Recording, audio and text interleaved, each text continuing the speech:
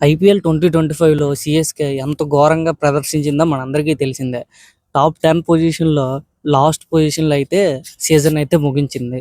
Mainly IPL 2025 start అవ్వకముందైతే సీఎస్‌కేకున్న spin pitch అంటే స్పిన్ అటాక్ అయితే దీనమ్మ ఇంకో టీమ్‌కి ఏదైనా స్పిన్ అటాక్ ఇలాంటి స్పిన్ అటాక్ ఉంటే చూపించరా అన్న రీతిలో టీమ్ అయితే ఉండేది.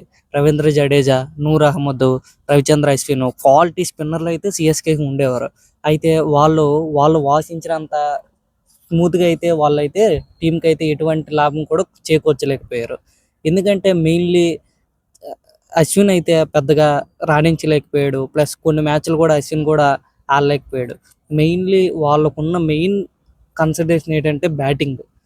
ప్రతి టీము ఇప్పుడున్న అంటే 2025, 2024 ఉన్న ఐపీఎల్ సీజన్‌లో 200 కొట్టినా గెలగలమా, ఉండలేమా అన్న రీతిలో ప్రతి టీము ప్రదర్శిస్తుంటే, ఈ టీం మాత్రం 200 చేజ్ చేయడానికైనా, 200 టార్గెట్ ఇవ్వడానికైనా ఇబ్బంది పడేది. మెయిన్‌లీ వాళ్ళకి బౌలింగ్ ఎలాగున్నా బ్యాటింగ్‌లో మాత్రం చాలా బ్యాక్‌లాస్ అయితే జరిగింది. మెయిన్‌లీ వాళ్ళకైతే ఈ వాళ్ళ కెప్టెన్ గైక్వాడ్ కూడా స్టార్టింగ్‌లోనే ఇంజ్యూర్ అవ్వడం వల్ల ఓపెనింగ్ పార్ట్నర్‌షిప్ అయితే అంతగా వచ్చేదైతే కాదు. అలా టీమ్‌కైతే చాలా బ్యాక్‌లాస్‌లో ఉండేది. మెయిన్‌లీ వాళ్ళు అనుకున్న ప్లేయర్స్ అయితే అంతగా వాళ్ళకైతే పెర్ఫార్మ్ చేయలేకపోయారు. Like Rachin Ravindra, Daryl Mitchell, తర్వాతేమో డెవాన్ కాన్వే లాంటోళ్ళైతే ప్రదర్శించలేకపోయారు. అలాగే వాళ్ళ గోల్డెన్ ట్రైయో గురించి మనందరికీ తెలిసిందే. దీపక్ హూడా, విజయ్ శంకర్, రాహుల్ త్రిపాఠి వాళ్ళు అనుకున్న స్థాయిలో అయితే వాళ్ళైతే ప్రదర్శించలేకపోయారు. అది మెయిన్ బ్యాక్‌లాస్. ఇక ఎలాగో ఇక నా 2025 సీజన్ జరుగుతూ ఉంది. ఇంతలో వార్ వచ్చింది. వార్ రావడం ఐపీఎల్‌కి బ్రేక్ పడింది. ఇక ఐపీఎల్ రీస్టార్ట్ అయ్యింది. అప్పుడొచ్చారండి ప్లేయర్స్. ఆయుష్ మాత్రే, ఉర్విల్ పటేల్, డెవాల్ బ్రేవిస్ వీళ్ళైతే రీప్లేస్‌మెంట్ కింద అయితే తీసుకొనొచ్చారు. దీనమ్మ ఇక్కన పడ్డది అప్పటి నుండి టీంకి బాగుంది. ఆయుష్ మాత్రే అయితే టీంకి పవర్ ప్లేలో ఒక అగ్రెసివ్ స్టార్ట్ అయితే ఇచ్చేవాడు. డెవాల్ బ్రేవిస్ అయితే ఇక మిడిల్ ఆర్డర్‌లో బీస్ట్ మోడ్‌లోకి వెళ్ళిపోయి సిక్స్‌ల మీద సిక్స్‌లు ఒక టీంని అయితే ఒక రెస్పెక్టబుల్ టోటల్‌కి కొన్ని మ్యాచ్‌లు అయితే దగ్గర వరకు చేసేంత దగ్గర వరకు వెళ్ళేది. ఇక అలా జరిగిపోయింది. ఇక ఐపీఎల్ 2026 అయితే ఆక్షన్ గురించి అయితే స్టార్ట్ అయింది. ఆక్షన్ ముందైతే రిటెన్షన్. రిటెన్షన్ షాకులు చూస్తే సీఎస్‌కే ఫ్యాన్స్‌కి అయితే చాలా ఎమోషన్‌కరంగా జరిగిపోయింది. ఎందుకంటే సంజు శాంసన్ ఓ పక్కలెళ్ళి టీంలోకి వస్తున్నాడని ఆశ. ఇంకోటేమో ఎప్పటినుండో వాళ్ళు చిన్న తలాగా పిలుచుకుంటున్న రవీంద్ర అయితే రవీంద్ర జడేజా అయితే వెళ్ళిపోతున్నాడని బాధ. దానికి తోడు వాళ్ళు చాలా ఎమోషన్‌గా ఫీల్ అయిపోయారు. జడేజాని వదలరు అనేసి అయితే వాళ్ళు ఫిక్స్ అయిపోయారు. కానీ అప్పటికి చివరికేమో ఏదైతే అవ్వకూడదు అనుకున్నారో అదే జరిగింది. మెయిన్‌లీ నాకు ఆ ట్రేడ్ డీల్‌లో నాకు నచ్చనిది ఏంటంటే ఇద్దరు ఆల్ రౌండర్‌ని ఇచ్చేసారు. సంజు శాంసన్ తీసుకొనొచ్చారు. సంజు శాంసన్ ఫ్యాన్స్ ఎవరైనా ఉంటే బాధపడకండి. మళ్ళీ జడేజా ఎలాంటి ఆల్ రౌండరో మనందరికీ తెలిసిందే. అలాగే శ్యామ్ కరణ్ ప్రెజెంట్ అయితే మంచి ఫామ్‌లో ఉన్నాడు. బౌలింగ్‌లో కొత్త వేరియేషన్‌లు కూడా స్టార్ట్ చేసాడు. శ్యామ్ కరణ్ అన్న రోజు వస్తే తను కూడా ఒక మ్యాచ్ విన్నరే. అలాంటిది వాళ్ళిద్దరు మంచి క్వాలిటీ ప్లేయర్‌లని వాళ్ళకిచ్చేసి సంజు శాంసన్ లాంటి వాళ్ళైతే తీసుకొచ్చారు. మెయిన్‌లీ సీఎస్‌కేకి ఎందుకు అలా ట్రేడ్ చేసిందో కూడా ఒక థియరీ అయితే ఉంది. ఎందుకంటే సీఎస్‌కేకి ధోని ఇక ఎలాగో రిటైర్మెంట్ ఇచ్చేస్తాడు. సో తన లెగసీని నెక్స్ట్ ఎవర్రా పుషప్ చేస్తారు అంటే నెక్స్ట్ ఎవర్రా కొనసాగిస్తారు అంటే అంత ఫ్యాన్ బేస్ ఉన్న ప్లేయర్ అయితే ఎవరు లేరు. గైక్వాడ్‌కి అయితే ప్రెజెంట్ ఇప్పుడు లేపుతున్నారు గానీ గైక్వాడ్ కూడా అంతగా లేదు. సో వాళ్ళకి నెక్స్ట్ బేస్ కావాలి. సీఎస్‌కేకంటూ ఒక మామూలు బెంగుళూరుకి ఎలా కోహ్లీ ఉన్నారో నెక్స్ట్ ఉండాలి అన్నదానికైతే సో సంజు శాంసన్ అయితే తీసుకొచ్చారు. సంజు శాంసన్ ట్రేడ్ డీల్ అయిపోయింది. ఇక అంతా అయిపోయింది. ఇక ఆక్షన్ రోజు స్టార్ట్ అయ్యింది. ఆక్షన్ మొత్తం నార్మల్‌గా మనం మాట్లాడుకోపోయినా ఆక్షన్ మట్టుకు ఆక్షన్ అక్కడ జరుగుతూనే ఉంది. కానీ ఇక్కడికొచ్చేసరికి మాత్రం బయటన ట్విట్టర్‌లో ఫ్యాన్ వార్. సీఎస్‌కేకి, ఎస్ఆర్‌హెచ్‌కి. దీనమ్మ మా ఆక్షన్ మొత్తం ఎస్ఆర్‌హెచ్ మేనేజ్మెంట్ చెడదెబ్బింది. ఒక ఇద్దరు ప్లేయర్లకేమో మా డబ్బులు మొత్తం ఖర్చు పెట్టించింది. అది ఇది అనేసి అయితే అనుకున్నాం. యాక్చువల్‌గా సీఎస్‌కే మంచి ఆల్ రౌండర్‌లు కూడా కొన్నది. వాళ్ళిద్దరూ మంచి ఆల్ రౌండర్ ప్లేయర్‌లు. ఒకళ్ళు ప్రశాంత్ వీరు, ఇంకొకళ్ళు కార్తిక్ శర్మ. ప్రశాంత్ వీర్ అయితే left hander and left arm spinner. Next time Kartik Sharma right hander. అలాగే వికెట్ కీపర్ బ్యాటరు. నాకు మెయిన్‌లీ కొన్నారు గానీ ఆల్రెడీ సీఎస్‌కేలో వికెట్ కీపర్ బ్యాటర్లు ఎక్కువ మందే ఉన్నారు. ధోని, సంజు శాంసన్, ఇప్పుడు కార్తిక్ శర్మ వీళ్ళంటోళ్ళు చాలా మంది వికెట్ కీపర్లు అయితే ఉన్నారు.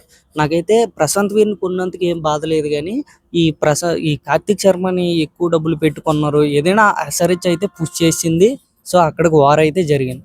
ఇక యాక్చువల్గా మనం సిఎస్కే గురించి ఎక్కువగా మాట్లాడుకోవాలంటే మెయిన్లీ వీళ్ళిద్దరు ప్లేయర్ల గురిండే మాట్లాడుకోవాలి. ఎందుకంటే వాళ్ళు ఒక 9 మంది ప్లేయర్స్ని అయితే కొన్నారు. మ్యాక్సిమం వాళ్ళందరూ బ్యాకప్ ప్లేయర్సే.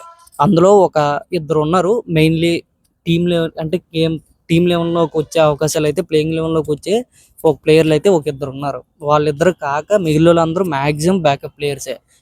ఎవరు బ్యాకప్ ప్లేయర్స్ కూడా నేను చెప్తున్నాను. వాళ్ళైతే ఆక్షన్లో మ్యాక్సిమం ఒక 9 మంది ప్లేయర్లు కొన్నారు. అందులో ఈ ప్రెజెంట్ అయితే హాట్ టాపిక్గా ఉన్నది ప్రశాంత్ వీరు, కార్తిక్ శర్మ. ప్రశాంత్ వీర్ అయితే రీసెంట్గా స్మాట్లో ఉత్తరప్రదేశ్ నుండి అయితే ఆడాడు. ఉత్తరప్రదేశ్లో ఒక 9 innings ఆడాడు. రన్స్ కూడా ఒక 112 అలా కొట్టాడు. విత్ 30 యావరేజ్ 28 యావరేజ్తో కొట్టాడు. కానీ స్ట్రైక్ రేట్ బాగుంది 167. ఇక బౌలింగ్ గురించి వస్తే బౌలింగ్లో 9 మ్యాచెస్ ఆడాడు. ఒక 12 వికెట్లు తీసాడు. కానీ వికెట్ల కన్నా నాకు ఎకానమీ బాగా నచ్చింది. ఎకానమీ 6 point ఎకానమీ అంటే ఓవర్కి 6 రన్నుల చొప్పున 9 మ్యాచ్ల్లో మంచి ఎకానమీతో బౌల్ చేసాడు. అది T20లో. మెయిన్లీ అతనైతే middle and death over specialist. అంటే మిడిల్ ఓవర్లో మంచి వికెట్లు తీయగలడు. అక్కడికి అయిపోయింది. కార్తిక్ శర్మ వచ్చేసి వికెట్ కీపర్ అండ్ మంచి పవర్ హిట్టర్ కూడా. అతని స్ట్రైక్ రేట్ కూడా 162 ఉంది. రీసెంట్ స్టాట్స్ చూస్తూ ఉండే అతనైతే రాజస్థాన్ తరపున అయితే ఆడుతాడు. ఇక మిగిలిన ప్లేయర్లు వచ్చేసి రాహుల్ చహర్ని అయితే 5 కోట్లకు కొన్నారు. యాక్చువల్గా ఫస్ట్ రౌండ్లోనే కొంటే 2 కోట్లతో తేలిపోయేది. కానీ రివిజన్ ఆక్షన్లో కొనబట్టి 5 కోట్లకి అయితే పుష్ అయిపోయింది రాహుల్ చహర్ని అయితే. రాహుల్ చహర్ ఒక రైట్ ఆఫ్ స్పిన్నర్. నెక్స్ట్ వచ్చేసి వాళ్ళు కొన్నిది మెయిన్ జడేజాకి అయితే ఇమీడియట్ బ్యాకప్ కింద ఉన్నది ఎవరైనా ఉన్నారంటే Akhil Hussain. Left hander allrounder. కానీ జడేజా అంత హిట్రా అంటే జడేజా అంత బ్యాటింగ్ ఉంటుందా అంటే అఖిల్ హుస్సేన్ ప్రెజెంట్ అయితే బౌలింగ్ అయితే బాగా వేస్తున్నాడు. T20 వరల్డ్ కప్లో కూడా మనం చూసాం. అఖిల్ హుస్సేన్ అయితే చాలా బాగా బౌలింగ్ అయితే వేస్తున్నాడు. పవర్ ప్లేలో బౌలింగ్ వేయడం, వికెట్లు తీసుకోవడం. వెస్టిండీస్కి అయితే తనంటూ ఒక మంచి రోల్ అయితే T20లో అయితే బాగా కనబరిచాడు. ఇక నెక్స్ట్ వచ్చేసి మ్యాట్ హెన్రీని కొనుక్కున్నారు. ఇప్పుడుకున్న ప్రెజెంట్ సిఎస్కేకి బౌలింగ్లో ఎక్స్పీరియన్స్గా ఎవరైనా ఉన్నారు అంటే అది మ్యాట్ హెన్రీ మాత్రమే. సో మ్యాట్ హెన్రీ మ్యాక్సిమం ఆడే అవకాశాలు అయితే ఉన్నాయి మ్యాక్సిమం. తర్వాత ఇంకెవరిని కొన్నారు, జాక్ ఫాల్క్ అనేసి న్యూజిలాండ్ ఆల్రౌండర్ని అయితే కొన్నారు. మోస్ట్లీ అతనైతే బ్యాకప్ ప్లేయరే. తర్వాత మాథ్యూ షాట్ని కొన్నారు. మాథ్యూ షాట్ డెవాల్ బ్రేవీస్కి మంచి బ్యాకప్ ప్లేయర్ అవుతాడు. అలాగే మాథ్యూ షాట్ ఒక ఆల్రౌండర్ కాబట్టి మ్యాక్సిమం యూజ్ చేసుకోవచ్చు. తర్వాత ఏమో అమన్ ఖాన్ అయితే ఒక ఫేస్ బౌలింగ్ ఆల్రౌండర్. సో అతనైతే మనకి శివన్ దూబేకి అయితే మంచి బ్యాకప్ ప్లేయర్ కూడా అయ్యే అవకాశాలు అయితే ఉన్నాయి శివన్ దూబేకి. ఇక నెక్స్ట్ ఏమో వాళ్ళేమో ఒక యంగ్స్టర్స్ కూడా గ్రూమ్ చేస్తున్నారు. ఎవరంటే వాళ్ళు గుర్జన్ పీత్ లాంటి యంగ్స్టర్స్ కూడా వాళ్ళైతే గ్రూమ్ చేస్తున్నారు. మెయిన్లీ తన హైట్ ఏమో 6.3. అంటే అతనికి బౌన్స్ బాగా పిచ్ నుండి రాబట్టగలడు. అంటే అతను బాగా గ్రూమ్ చేస్తున్నారు. అదిగాక రీసెంట్గా తనేమో మనకైతే ఇండియా తరపున రైజింగ్ ఆసియా కప్ కూడా ఆడాడు. తను డీసెంట్గానే పెర్ఫామ్ చేశాడు. ఇది మ్యాక్సిమం వాళ్ళైతే బ్యాకప్స్ కిందే కొన్నారు. మెయిన్లీ వాళ్ళైతే కార్తిక్ శర్మ, ప్రశాంత్ వీర్ని ఎక్కువ మనీ పెట్టి కొనేసారనే తప్ప కానీ మిగిలిందంతా యాక్చువల్గా మంచి ఆక్షనే జరిగింది సిఎస్కేకి. మ్యాక్సిమం బౌలింగ్ అటాక్లో కొద్దిగా నార్మల్గా అంటే ప్రెజెంట్ అయితే వాళ్ళది మంచి బౌలర్లే కానీ ఒక గన్ బౌలింగ్ అటాక్ అయితే లేదు సిఎస్కేకి అంతే. అదిగాక ఇక స్పిన్ అటాక్లోకి వచ్చేసరికి ఉన్న మంచి పేరున్న 3 స్పిన్నర్లు కూడా లెఫ్ట్ హ్యాండరే. అంతే ప్రశాంత్ వీరు, నెక్స్ట్ ఏమో నూర్ అహ్మద్, తర్వాత ఏమో అఖిల్ హుస్సేన్. ఒక రాహుల్ చహర్ మాత్రమే రైట్ ఆఫ్ స్పిన్. కానీ రాహుల్ చహర్ ప్రెజెంట్ అయితే మంచి ఫామ్లో లేడు. అది కాక ప్రెజెంట్ ఎటువంటి మ్యాచ్లు కూడా తనైతే ఆడట్లేదు. ఓన్లీ ఐపీఎల్ మాత్రం ఆడుతున్నాడు. అది 2025 ఐపీఎల్ అయితే ఆడాడు కానీ ఎస్ఆర్హెచ్ మేనేజ్మెంట్ అయితే తన మీద అయితే నమ్మకం చూపించలేకపోయింది. సో తనకైతే ఎలా పెర్ఫామ్ చేస్తాడు అనేది అయితే మనం చూడాలి. నాకు తెలిసి రాహుల్ చహర్కి అఖిల్ హుస్సేన్కే పోటీ ఉంటుంది. ఎందుకంటే వీళ్ళిద్దరు మాత్రం ఆల్రెడీ 2 స్పిన్నర్లు అయిపోతారు. చెన్నైలో ఆడినప్పుడు తప్పకుండా 3 స్పిన్నర్లతో అయితే టీం అయితే ప్లేయింగ్ 11 సెట్ చేస్తుంది. సో ఆ 3 స్పిన్నర్లో ఆల్రెడీ ప్రశాంత్ వీరు, నూర్ అహ్మద్ అయితే ఫిక్స్. ఇక మిగిలింది ఇంకొక స్పిన్నర్ స్పాట్లో అయితే అఖిల్ హుస్సేన్ ఆడుతాడు లేదా రాహుల్ చహర్ అయితే ఆడుతాడు. మ్యాక్సిమం నాకు తెలిసి రాహుల్ చహరే ఆడుతాడు అనేసి అయితే నేను అనుకుంటున్నాను. ఇక ఫైనల్గా మనం అయితే ప్లేయింగ్ 11 కూడా ఒకసారి చెక్ చేద్దాం. ఓపెనర్గా సంజు శాంసన్, ఆయుష్ మాత్రం ఆడుతారు. 1 డౌన్లో గైక్వాడ్, నెక్స్ట్ ఏమో డెవాల్ బ్రేవిసు, శివం దూబే, తర్వాత ప్రశాంత్ వీరు, తర్వాత మహేంద్ర సింగ్ ధోని.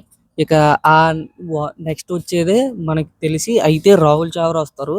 లేకపోతే అఖిల్ హుస్సేన్ వస్తాడు. ఇక నాదల్ ఎల్లీస్, తర్వాత నూర్ అహ్మద్, ఖలీల్ అహ్మద్. ఇక ఇంపాక్ట్ ప్లేయర్ కింద వాళ్ళు ఇంకో యంగ్స్టర్ అయిన కార్తిక్ శర్మని అయితే ఆడిపిస్తారు. పక్కాగా అతనే మంచి స్ట్రైక్ రేటు హిట్టర్ కాబట్టి తన్నే ఆడించే అవకాశాలు అయితే ఉన్నాయి. అప్పుడప్పుడు అన్సుల్ కాంబోజ్ కూడా ప్లేయింగ్ లెవెన్లోకి వచ్చే అవకాశం అయితే ఉంది. అంతే, ఇదైతే నా ప్లేయింగ్ లెవెన్ అనుకుంటున్నాను. ఇంకో ప్లేయింగ్ లెవెన్ అయితే ఉంది. ఈ అఖిల్ హుస్సేన్ ప్లేస్లో, ఇన్ కేస్ అఖిల్ హుస్సేన్ ప్లేస్లో రాహుల్ చార్ మీద టీం మేనేజ్మెంట్ నమ్మకం చూపించకపోతే అఖిల్ హుస్సేన్ ప్లేస్లో మ్యాట్ హెన్రీ కూడా వచ్చే అవకాశం అయితే ఉంది. అప్పుడు పవర్ ప్లేలో ఇంకా పవర్ ప్లే బౌలింగ్ ఇంకా స్ట్రాంగ్ అవుతుంది. ప్లస్ వాళ్ళకైతే మెయిన్ బౌలింగ్ అటాక్ గురించి చిన్న చిన్న ఎక్స్ప్లెనేషన్ బౌలింగ్ అటాక్ గురించి ఇచ్చుకుంటే, మనకు వాళ్ళకి ఎలాగూ మెయిన్ బౌలర్లు వచ్చేసి ఒక ముగ్గురు ఉన్నారు. ఖలీల్ అహ్మద్, నాదన్ ఎల్లీసు, నూర్ అహ్మద్. వీళ్ళ ముగ్గురు 4 ఓవర్స్ కోట అయితే కంప్లీట్ చేసేస్తారు. ఇక మిగిలిన ఇంకా 2 స్పెల్లు ఉన్నాయి. ఆ 2 స్పెల్లో ప్రశాంత్ వీర్ ఒక మినిమం అతను వేయాల్సిందే. అతను ఎందుకంటే ఆడిపిస్తున్నారు కాబట్టి మాక్సిమం 4 ఓవర్స్ అతను వేయాల్సిందే. అతని స్పెల్ జరిగిపోద్ది.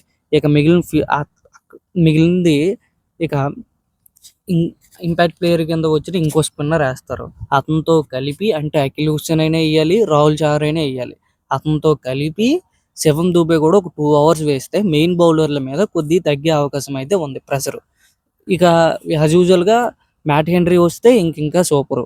వాళ్ళకి బౌలింగ్ అటాక్ ఇంకా ఎక్స్పీరియన్స్ పెరిగి ఇంకా స్పీడ్ పెరుగుతూ ఉంటుంది. సో ఇది గైస్, ఇంకా మీ ప్లేయింగ్ లెవెన్ ఎలా ఉంటుంది అన్నది అయితే మీరు చెప్పండి. ఓకే.